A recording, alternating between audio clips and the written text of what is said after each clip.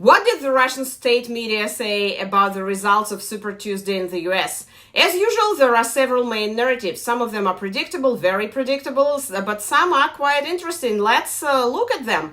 I watched news on the three main Russian TV channels and read some articles on the popular resources. Narrative number one, predictable. Donald Trump is a very successful politician. He's on a steady march to victory, and he's a lucky man. Here's the quote from the NTV channel. Democrats in Colorado and Maine tried to remove Trump from the ballot, but after the court decision, all further such attempts are doomed. End of quote. The same narrative we find on the channel Russia One. Here's one of the titles. Trump's gold sneakers helped him declare victory.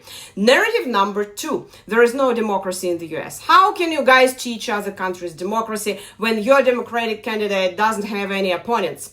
That's ridiculous. We know how many opponents Putin has and how serious the battle is each time he runs for presidency for more than 20 years already. Narrative number three. Democrats are preparing some tricks, basically a messy fraud to not let Trump win. One more quote. They want to allow millions of illegal migrants to vote in the presidential election. There is no question about who the illegals will vote for. The people who led them into the country.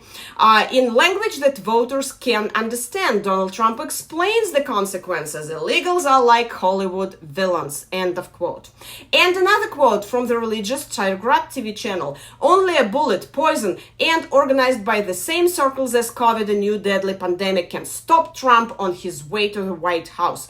To entrust the election to the US Postal Service, which will rig it the same way it did in 2020, mobilizing all the cemeteries as one to vote for Joe Biden. End of quote. Narrative number four. Trump is about to win, Ukraine is about to lose, and no more military aid to Ukraine. So nothing new here. But there is one more narrative that seems quite interesting to me.